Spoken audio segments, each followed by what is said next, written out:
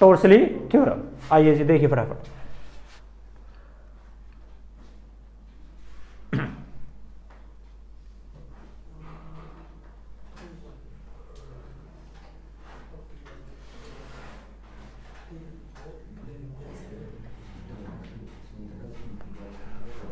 देखो जी टॉर्सली theorem, टॉर्सली theorem क्या कहती है? टॉर्सली थ्योरम का ये कहना था बेटे, ये हमारे पास एक कंटेनर है और बड़े ध्यान से देखना जरा, यहां पर इसमें क्या है बेटे, लिक्विड भरा हुआ है। Here there is suppose to be liquid भरा हुआ है इसके अंदर, ठीक। यहां पर हमने क्या करा, इसके अंदर यहां पे एक ओपनिंग कर दी, दिस सपोज टू बी ना ओपनिंग, ये एक ओपनिंग है। तो हम क्या देखते हैं, जैसे इसमें ओपनिंग अगर मैं होल कर दे, यहाँ पे पानी इसके अंदर भरा हुआ है, तो हम देखते हैं यहाँ से जो लिक्विड होगा वो क्या करेगा, यहाँ से इफ्लक्स होगा, बाहर निकलेगा भाई, लिक्विड बाहर निकलेगा। उसकी वेलोसिटी कितनी है, v है। ये जो लिक्विड इस होल से बाहर निकल रहा है ना, इसे कहते हैं वेलोसिटी ऑफ इफ्लक्स। इफ्लक्स का मतलब किसी भी एक होल से किसी चीज का बह जाना, दिस इज नोन एज क्या, वेलोसिटी ऑफ इफ्लक्स। क्या कहते हैं बेटे, velocity of efflux.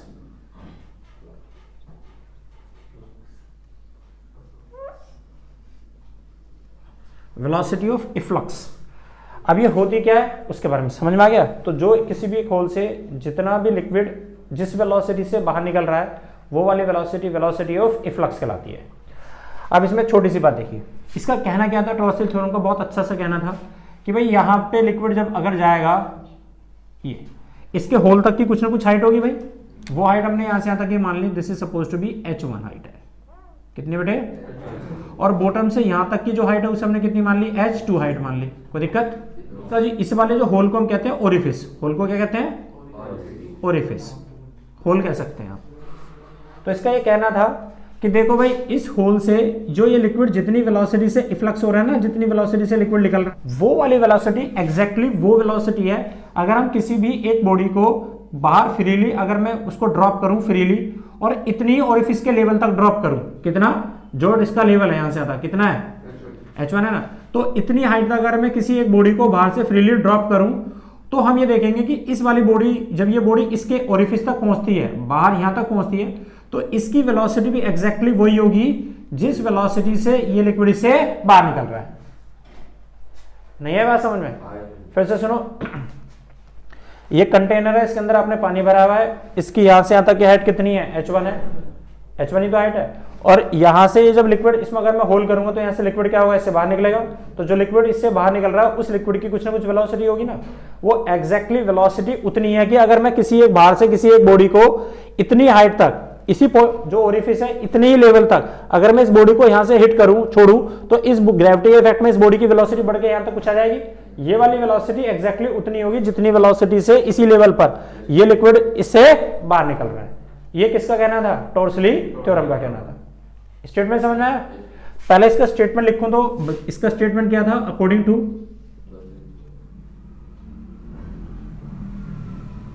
टॉर्सली theorem the velocity of efflux will be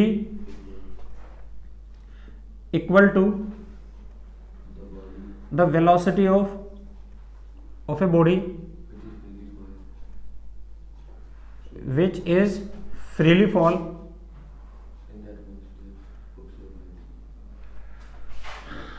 at the level of orifice. नहीं है बेटे समझ में? तो एक यहां से जो लिक्विड बाहर निकल रहा है उस लिक्विड की वेलोसिटी, फ्लक्स की वेलोसिटी एग्जैक्टली वही है, किसी एक बॉडी को बाहर से हम ड्रॉप करते हैं और कितने लेवल पे छोड़ रहे हैं, जितना ओरिफिस का लेवल है वहीं तक छोड़ रहे हैं, तो जब वो इस ओरिफिस तक पहुंचेगा तो जो इसकी वेलोसिटी होगी वो वेलोसिटी एग्जैक्टली वही है जिस वेलोसिटी से लिक्विड इस होल से बाहर निकल रहा है। हाँ बिल्कुल अलग, इसीलिए चले। अब देखिए इसके बाद, तो देखो सबसे पहले इसका प्रूफ देखना है, यहां से यहां तक अगर इसको हम यहां से यहां तक ड्रॉप करते हैं, ऊपर से ड्रॉप करते हैं तो इसकी कुछ ना कुछ वेलोसिटी होगी। इसे केस हमने फर्स्ट मान लिया, केस नंबर फर्स्ट, इसको क्या मान लिया, केस नंबर सेकंड। तो पहले केस नंबर फर्स्ट के लिए देखना बेटे, case number first, statement clear है आप लोगों को? तो यहां से अगर मैं एक बॉडी को, यहां से पानी भरा है ना यहां तक, इतने लेवल से बाहर से अगर मैं इस बॉडी को इसके होल तक, ओरिफिस तक छोड़ता हूं, तो यहां पर इसकी कुछ ना कुछ वेलोसिटी होगी, और वो वेलोसिटी कितनी होगी हमें सबको पता है, फार्मूला हम लोगों ने पढ़ा है, v square is equal to u square plus 2s होता है भाई, ये तो होता है फार्मूला।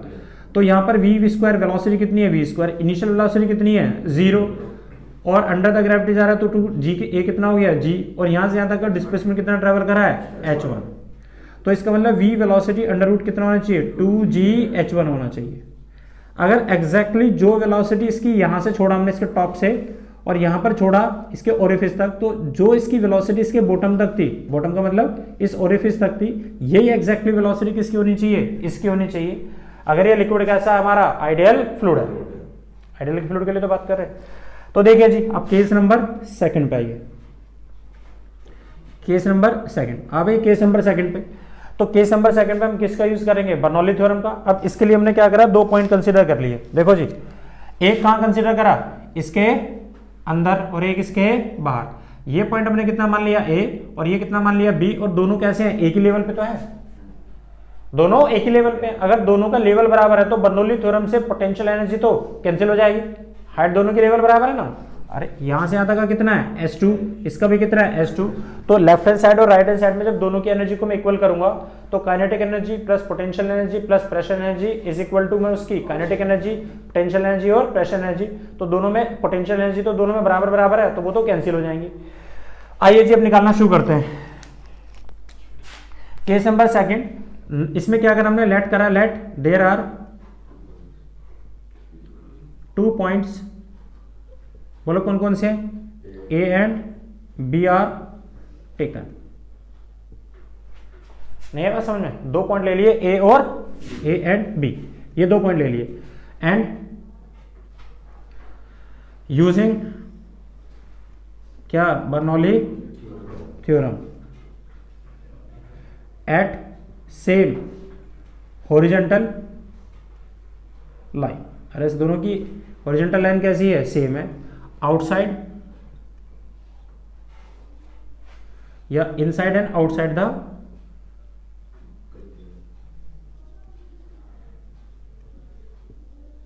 The pipe orifice. चले जी, तो चलो यूज करो बर्नौली थ्योरम को। तो हमें पता है कि बर्नौली थ्योरम क्या कहती है कि ए पर जो एनर्जी है, टोटल एनर्जी एट ए पक्का किसके इक्वल होगी, टोटल एनर्जी एट बी। तो इस पे जो एनर्जी है वो कितनी होती है, तो आंसर है P, प्रेशर P प्लस 1/2 रो V स्क्वायर। दूसरा कितना हो गया, तो यहाँ पर प्रेशर, इसको P1 डाल दो चाहे, ये कितना है, दिस इज P2, प्लस में कितना आ गया 1/2 रो V2 का स्क्वायर। अब एक बात बताओ, P1 क्या है, दिस इज प्रेशर। तो इस वाले पॉइंट पर यहां से यहां तक का लिक्विड कितना प्रेशर लगाएगा, तो हमें पता है प्रेशर का फार्मूला कितना होता है, H रो G। तो ऊपर का प्रेशर कितना, हाइट कितनी है H, रो और G, प्लस में नहीं बेटे समझ, कितना आ गया 1/2 रो V स्क्वायर। अब बता यहां पर जो लिक्विड बैठा होगा उसकी वेलोसिटी कितनी होगी, 0। अरे यहां से लिक्विड जब तक बाहर जाएगा नहीं तो वेलोसिटी तो तभी हो, ये वाला जो लिक्विड यहां पर होगा, कोई पार्टिकल जो यहाँ पे, जब तक वो बाहर निकलेगा नहीं तब तक वेलोसिटी आएगी नहीं। तो इसका मतलब यहाँ पर v1 वेलोसिटी कितनी है उसकी, 0। अब आइए b पर, तो P2 कहाँ एग्जिस्ट कर रहा है, बाहर, और बाहर क्या है, एयर। क्या यहाँ फ्लूइड है, नहीं है, तो यहाँ पर फ्लूइड ने कितना प्रेशर लगाया, 0, फ्लूइड है ही नहीं यहाँ पर, अरे फ्लूइड है ही नहीं यहाँ पर, तो कितना आ गया 1/2, और यहाँ से जो लिक्विड जा रहा है उसकी वेलोसिटी हमने कितनी मान ली, v2, तो कितना हो गया, दिस इज रो v2 का स्क्वायर। अब यहां पर देखना जरा कितना हो गया, इस रो से ये रो कट गया, इसको उठा के इधर ले जाओ, तो कितना आ गया 2h1g इज इक्वल टू कितना आ गया v2 का स्क्वायर। अगर मैं स्क्वायर रूट करूं आ जाएगा, स्क्वायर रूट बोथ साइड, तो v2 कितना आ गया अंडर रूट में 2gh1, ये रहा h1। देखना जरा केस नंबर फर्स्ट और केस नंबर सेकंड, अगर मैं इसे इक्वेशन फर्स्ट डालूं, इसे इक्वेशन नंबर सेकंड डालूं, तो क्या पता चला यहां से, from equation first and second दोनों ही कैसे हैं, बराबर है, so that the velocity of an object which is freely falling up to orifice have same velocity as the velocity of efflux.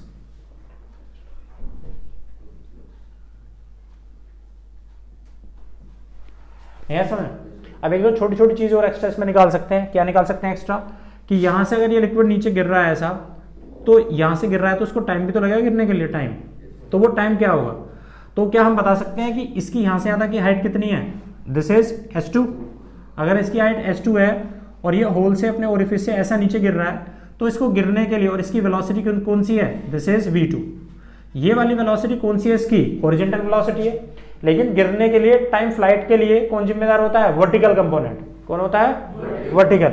तो अगर मुझे इसका टाइम निकालना हो, दिस इज टाइम, कि कितने टाइम में वो इस ग्राउंड को जाके हिट करता है, तो उसके लिए हम निकाल सकते हैं। फार्मूला हमारे पास होता है uy, इसकी इनिशियल वेलोसिटी कितनी है? वर्टिकल डायरेक्शन में 0। अरे हॉरिजॉन्टल में तो वेलोसिटी है, वर्टिकल में कितनी है? इनिशियल 0। और डिस्प्लेसमेंट कितना है? sy। तो आंसर है s2। तो फार्मूला होता है हमारे पास कितना? तो आप s is equal to ut plus half a t square. तो s लगा लो, s is equal to ut plus half a t square.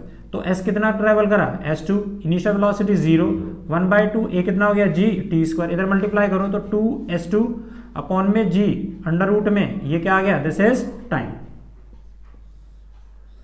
तो इसका मतलब ये हुआ कि इसकी हाइट जितनी ज्यादा बढ़ती चली जाती है, s2 जितना ऊपर होता उतना गिरने में टाइम ज्यादा लगता। तो इसका मतलब जो टाइम है नीचे स्ट्रेट करने का, वो डायरेक्टली प्रोपोर्शनल किसके है? बॉटम से हाइट देखनी है। कहां से? बॉटम से। बॉटम से जितनी ज्यादा हाइट होगी उसको गिरने में टाइम भी उतना ज्यादा लगेगा। इसकी रेंज निकालो यहां से यहां तक की। भाई यहां से गिरेगा ना, तो इसके बॉटम से कितना दूर गिरेगा? ये पॉइंट हमने c मान लिया। तो दिस डिस्टेंस इज कॉल्ड क्या? रेंज। तो ये वाला रेंज भी निकालना हो, तो रेंज के लिए कौन जिम्मेदार होता है? Horizontal velocity. अरे हॉरिजॉन्टल कंपोनेंट। तो अगर मुझे इसी में रेंज निकालनी हो, रेंज, तो रेंज किसकी वजह से निकलेगी? Horizontal component. तो इसकी हॉरिजॉन्टल वेलोसिटी है कितनी? This is v2। ये तो है। और जब वेलोसिटी कैसी है, और आपको पता है हॉरिजॉन्टल वेलोसिटी पे ग्रेविटी का इफेक्ट कितना होगा? 0। तो एक्सेलरेशन भी कितना होगा इसमें? ax भी 0। तो बस लगा लो आप फार्मूला इसमें। तो हमारे पास फार्मूला होता है v is equal to u plus at होता है। v is equal to u plus at, तो वो वाला लगा लो। तो v वेलोसिटी, इसकी रेंज निकालो, डिस्टेंस निकालो, v square is equal to u square plus 2s, या s is equal to ut plus half at square, s is equal to ut plus half at square. तो ये किस में? सब horizontal direction में। तो ये वाली एक्सेलरेशन कितनी हो जाएगी? 0। तो s क्या है? डिस्टेंस। इसको हमने कितना लिख दिया? रेंज। और x कितना है? This is v2। और v2 है कितना? अभी तुमने निकाला, अंडर रूट 2gh1। तो कितना आ गया? Under root 2gh1। और टाइम कितना लगा? तो टाइम ऊपर से निकालो, टाइम तो दोनों का ही बराबर होगा गिरने का। अरे अंडर रूट 2s2 अपॉन में g। तो अगर मैं इसकी वैल्यू यहां पे लिखूं 2s2 अपॉन में g, और इन दोनों को सोल्व करूं, तो दोनों तो अंडर रूट में आ जाएंगे। तो g से g कट गया, इन दोनों में से 2 तो बाहर आ जाएगा, अंडर रूट h1 और s2। ये है इसकी रेंज।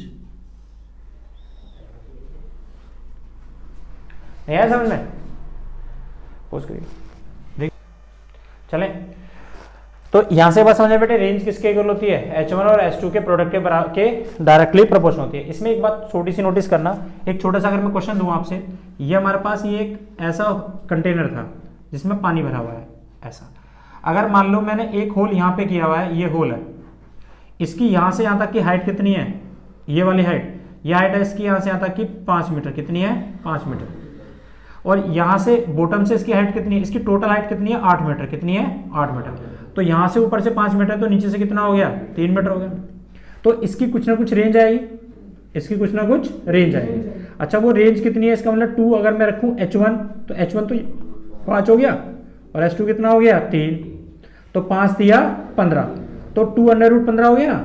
अब तो इसका मतलब ये हुआ, सुन, इसी चीज को अगर मैं तेरे से बोलूं कि मैं इसकी हाइट इन दोनों को रिप्लेस कर दूं, h1 पहले 5 था ना, अब मैं h1 को तो 3 कर दूं और h2 को 5, तो क्या रेंज में फर्क पड़ा?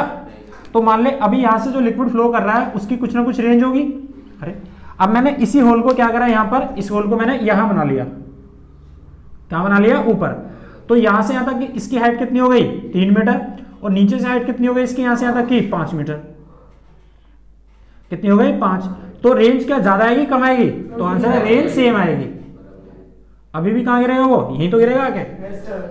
लेकिन दोनों में क्या फर्क हुआ, आंसर है दोनों में टाइम अलग अलग लगेगा। यहां से यहां तक की हाइट बढ़ गई ना इसकी, अरे तो हाइट बढ़ने से क्या होता है, टाइम ज्यादा लगेगा, और यहां वाले को टाइम कम लगेगा। नहीं आया बात समझ में? फिर से इसका मतलब अगर मैं तुमसे बोलता हूं कि तुम्हें एक हाइट दी है 10 मीटर की, अगर मैंने एक पॉइंट अगर ऊपर 4 मीटर का ले लिया तो दूसरा पॉइंट कहां लेना पड़ेगा, एक पॉइंट अगर 4 पे है तो ऐसा दूसरा कौन सा पॉइंट होगा जहां पे मुझे सेम रेंज मिले, तो 6 मीटर पे।